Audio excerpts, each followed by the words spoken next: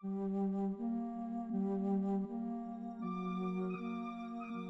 first time I remember it happening was when I was 6 years old. By the way, I'll explain what the it is as the story progresses. Mom had dropped me off at Uncle Patrick on a Saturday. I remember it because it was the day after my birthday. Grandpa was sick and Mom had to take him to a doctor's appointment. Uncle was 24 at the time and he was always cool with me. Anyhow, Uncle's best friend Marco was there, and so were two other friends whom I didn't recognize. They were playing video games, and I was right beside Uncle playing with his old Legos. If I remember it correctly, they were playing Tekken, and the players constantly switched because the winner kept playing and the losers had to relinquish the controller. Marco was on a winning streak, and while the players were being switched, I said, "Marco, why do you have someone on your back?" He turned around and said, "Yo, kid, you gotta get your eyes checked out." "No, I'm not lying. There's a kid sitting on your shoulder," I reiterated. But then he dismissed it as he said, yeah, whatever, and continued playing the game. 5 hours thereafter, Mom picked me up and we went home right away. 4 years later, on my birthday, I overheard Uncle talking to Mom about Marco. This was the first time that I learned Marco had died 4 years earlier on the day I was dropped off at Uncle's. They didn't tell me about it at the time because I was too young to be told of such news. With that said, that was the first time I learned that people thought strangely about my visions. This is where the it comes in, and the it is the little people I see standing on people's shoulder from time to time. I was the only one who could see the little people, and every time I saw them on an individual, that person always died. As I grew older, I pretended that I had lost the ability, if you could call it that. I didn't want to be different from others, and most definitely didn't want to be connected with death. Most importantly though, it made Mom very happy. It's not that she was scared of me, but over the years, she realized that my visions did, in fact, have a direct correlation with death. She simply wished for me to have a normal life. The years went on and my visions became more intricate. When I was much younger, I would see the little person on an individual only if that individual had hours to live. Today, however, I see the little people days and weeks before people's death. If I see the little person walking right behind an individual, then I know that individual has no more than a week to live. At times, the little person trails by about a yard. That means the followed individual has got roughly about a month to live.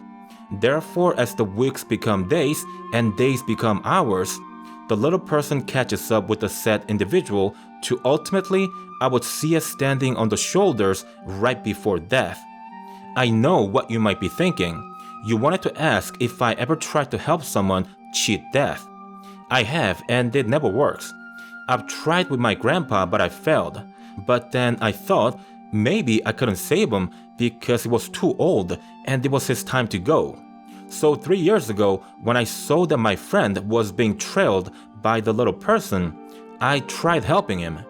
When Sean wanted to go hiking, I would tell him that we should instead shoot some pool.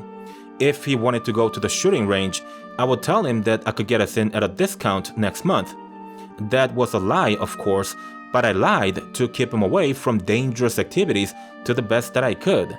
But it didn't matter what I did because a month later, Sean died of accidental choking.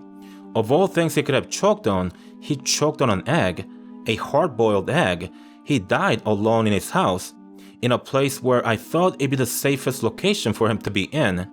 So as it seems, one cannot cheat death. Life hasn't been easy for me. The ability that I possess, it's a terrible gift. Imagine being introduced to someone and knowing exactly when that person will die. You see them all happy and full of life. They plan their lives thinking they've got 50, 60 years of life ahead of them. It breaks your heart to see the reality of them only having days to weeks of life to live at most. I fell in love with a girl once, only to see the little person trailing after her after spending 3 of the happiest years of my life with her.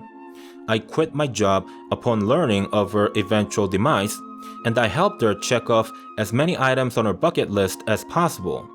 2 months later, after returning from our trip to Cancun, she died while running on a treadmill. It was an accident. She lost balance, or she may have tripped while running on the treadmill.